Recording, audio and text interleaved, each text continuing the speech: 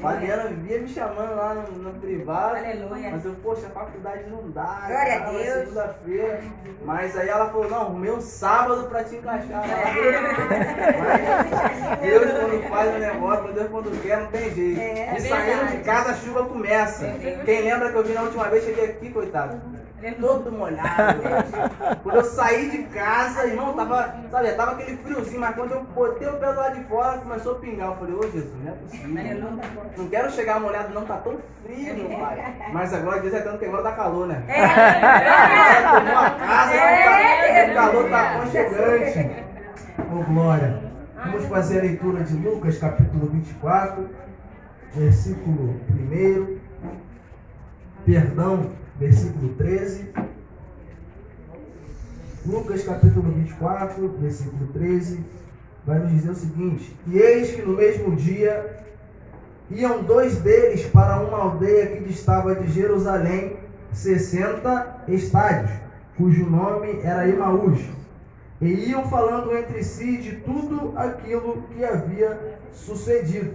Toma o teu assento, glorificando o Senhor. Aleluia! Aleluia! Glória! Meus queridos, eu serei bem breve com a palavra. A missionária Fabiana já me passou algumas orientações com relação ao horário. E então eu tentarei ser o mais breve possível.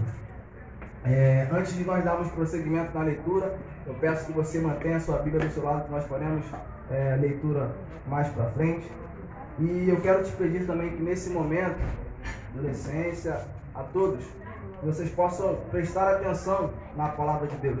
No momento que a palavra é aberta, não existe nenhuma outra revelação, senão a revelação que vem da palavra do Senhor.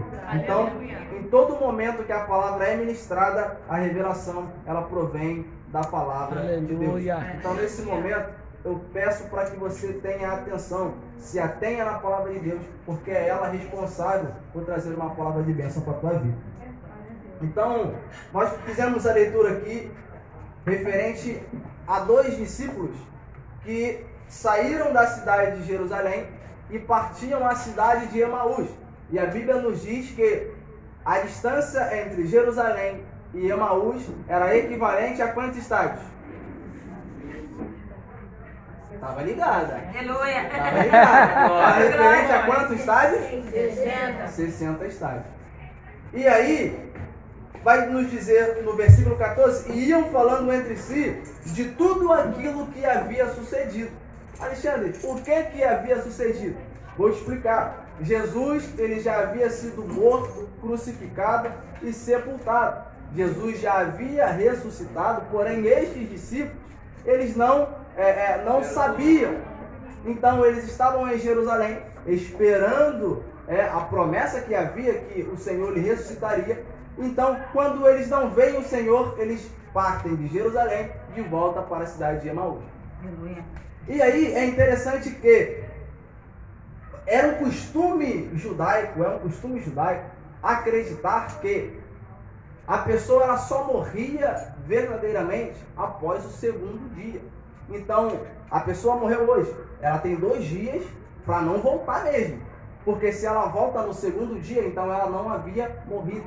Então é por esse motivo que o Senhor, ele ressuscita no 3º dia. Porque tudo que Deus faz é perfeito. Porque se ele nasce no segundo dia, ia dar a entender aquele povo que já acreditava que no segundo dia alguém poderia voltar.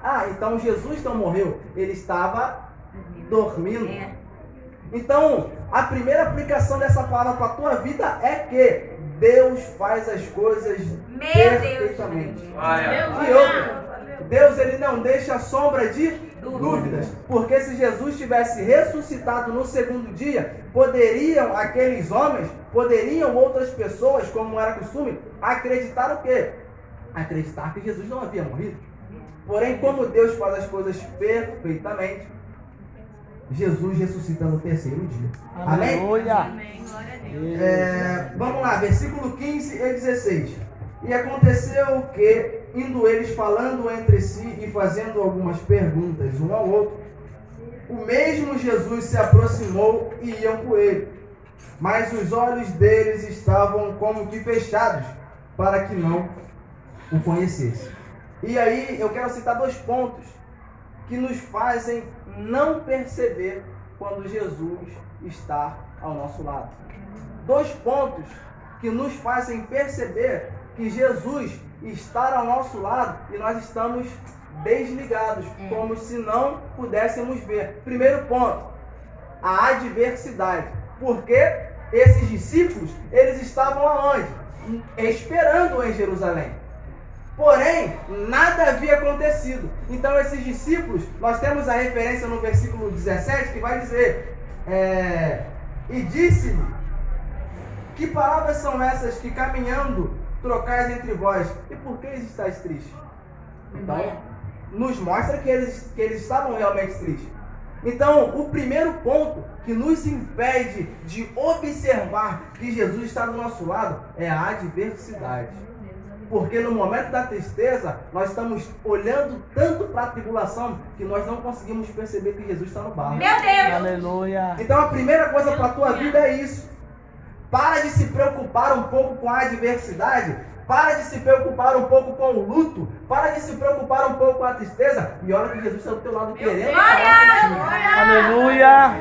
Deus, Tá entendendo? Jesus está do teu lado, querendo falar contigo, mas está dando olhos e ouvidos para onde não tem que dar. Meu Deus! Jesus está do teu lado, caminhando contigo. Olha só, filho, vamos ver por aqui. Meu Deus! Ai, Senhor, eu estou chorando, estou da sofrendo. glória. E aí você não Aleluia. consegue perceber que Jesus está do teu lado.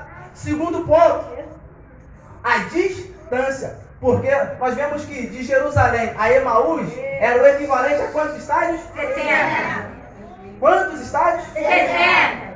60 estádios é muito ou é pouco? Muito! Para ir andando. Aí sabe o que nós aprendemos com isso? Que quando a gente sai de Jerusalém e vai até Emaús, a distância causa cansação, não é? Meu Deus, já entendi. Na distância, tu tem sede ou não tem? Tem, muita. Caminhando, dá fome ou não dá fome? E é nesse momento que tu não percebe que Jesus está do teu lado. Olha aí! Aí é nesse momento que tu tá com sede, que tu não consegue perceber que a fonte que joga água viva está do teu lado. Aleluia! Filha de Deus. Todas as palavras que foram ministradas, todas as palavras que foram liberadas, devocional, todas elas vão se encaixar nesse momento que você vai entender isso. A Aleluia. palavra da mulher samaritana é porque é isso. A distância de um ponto ao outro gera cansaço. Depois gera fome, varão tá ligado, eu gosto disso. Gera fome, gera sede, não é? Quando a gente caminha, imagina. Lá em Bangu, irmãos, lá que o mistério é forte em Bangu. Meu Deus. Sol de 40 graus, tu andar no calçadão, tu caminhando, tu só tá caminhando um pouquinho, já gera uma sede, tu para pra tomar água de coco, tomar uma garrafinha de água. Agora tu imagina, de Jerusalém a Emaús, 60 estádios e outra, não era só a caminhada, era a tristeza. Porque a tristeza nos deixa meio cabisbaixo, não é? É verdade. Porque eu tenho certeza que se alguém falar pra você, ó, vai de São João a Nova Iguaçu buscar um iPhone 10, tu vai correndo alegre. É ou não é? É desse jeito. Quando vai pra receber algo bom, você vai o quê? Correndo e alegre, nem se cansa. Quer água? Não quero não, eu tenho que chegar logo. Mas o problema era que tinha o quê? A tristeza e a distância. Então, dói mais.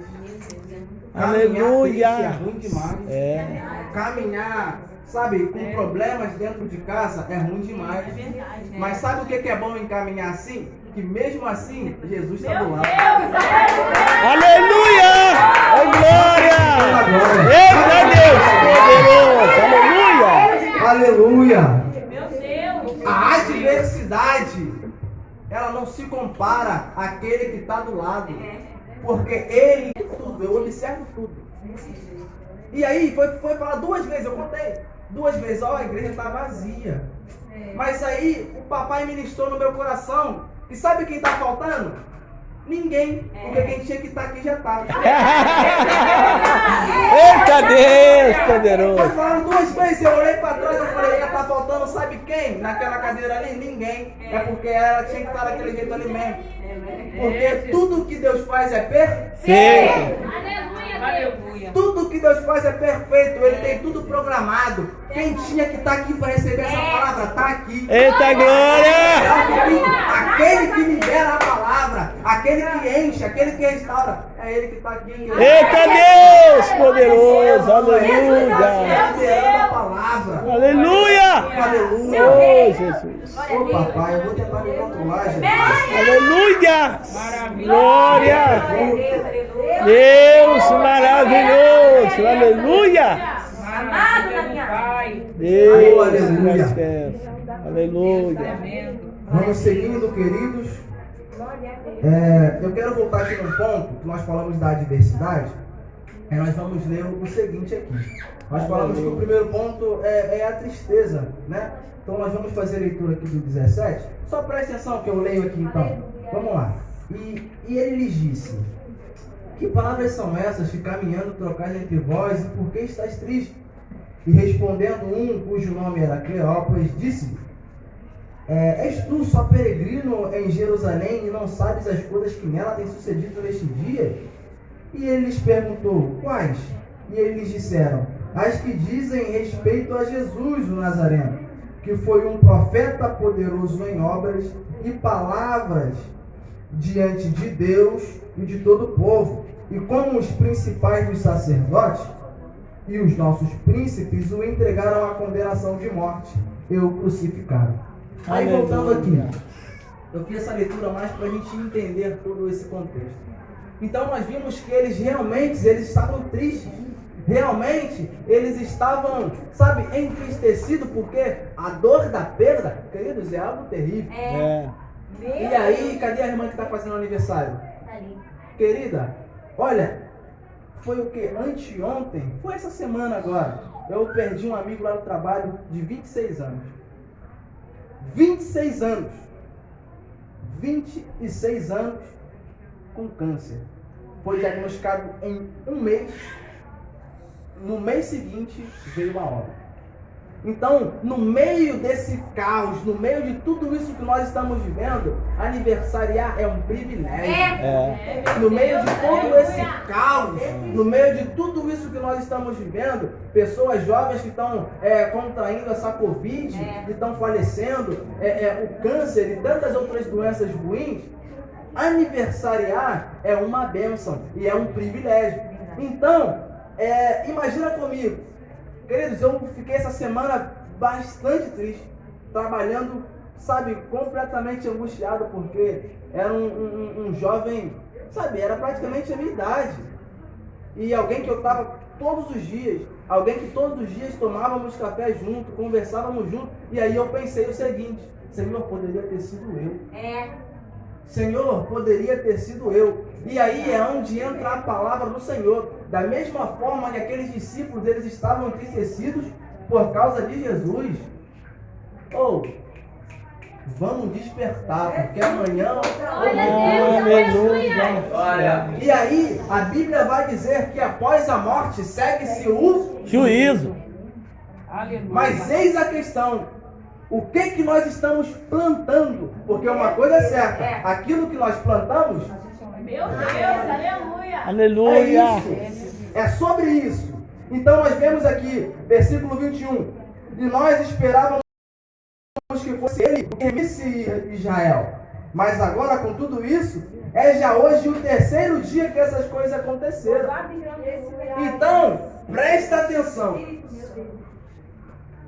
O Senhor, ele já havia dito a seus discípulos anteriormente, Mateus 20, 17, que, olha, eis que provém ao Filho do Homem ir em Jerusalém, e lá em Jerusalém ser entregue e morto, Aleluia. mas no terceiro dia ressuscitará. Glória a Jesus! Ô, glória. A promessa, ela já havia sido feita, mas aí esses discípulos, no segundo dia, ele não voltou, desistiram.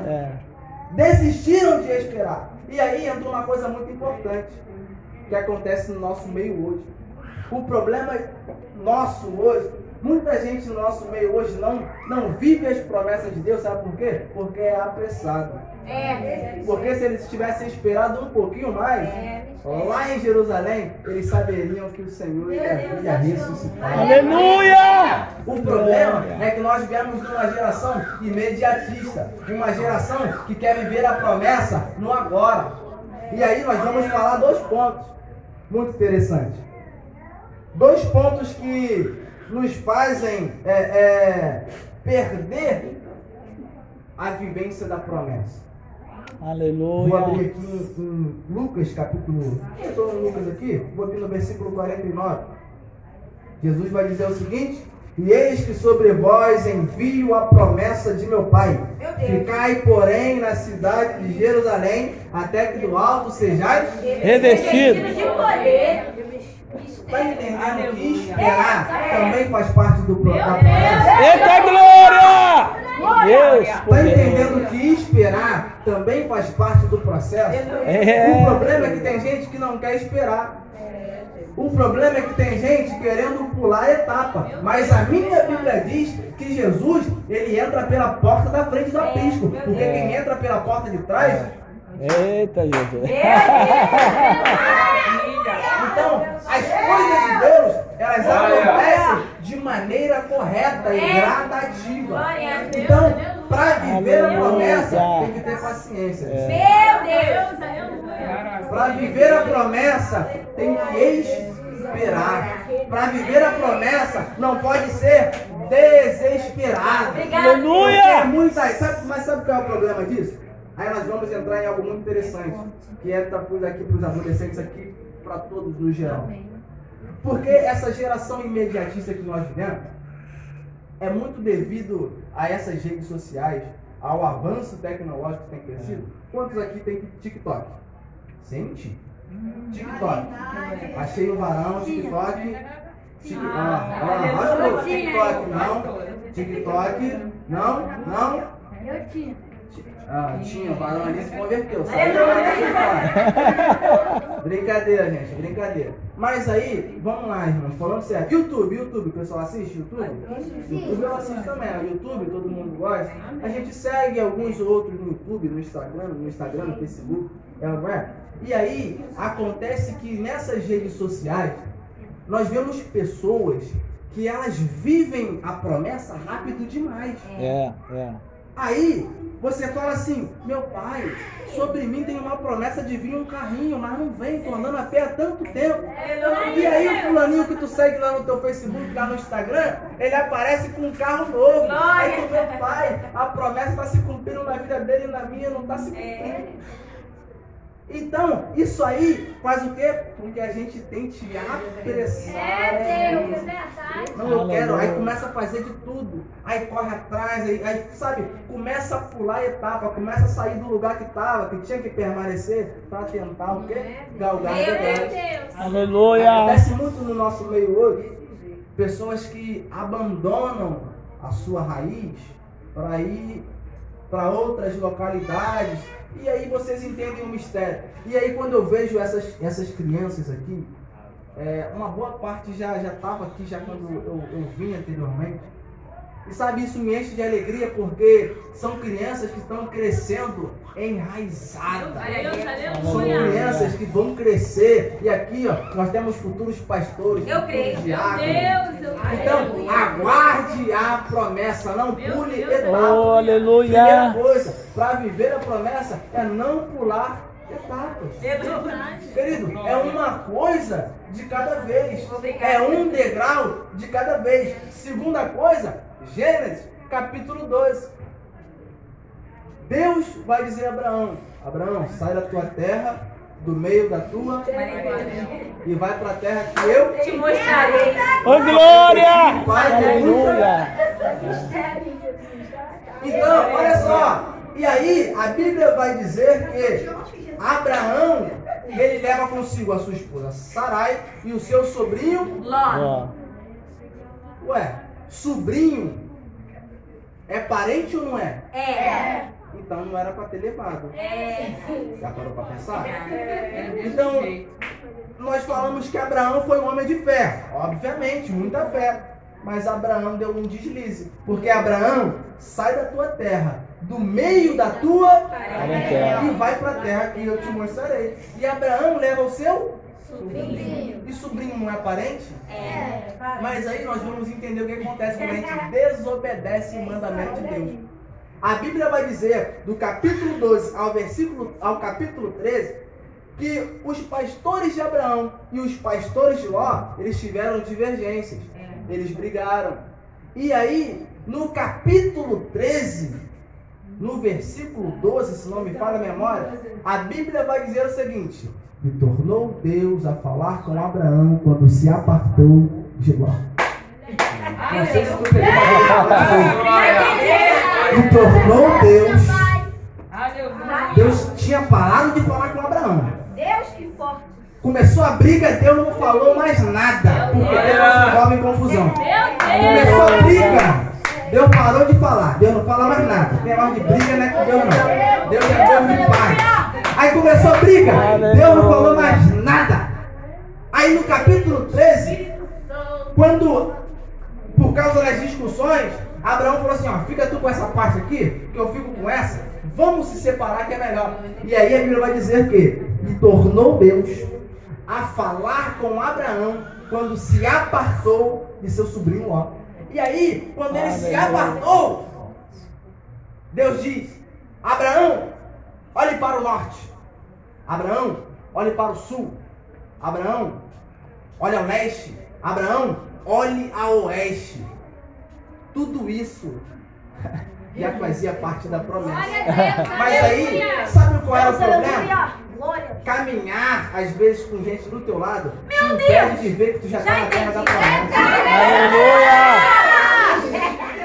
Ele já estava na terra há muito tempo. Mas como Ló estava do lado dele, ele não tinha percebido. Então, querido, ei, começa a se separar. Começa a olhar quem está do teu lado e se separa.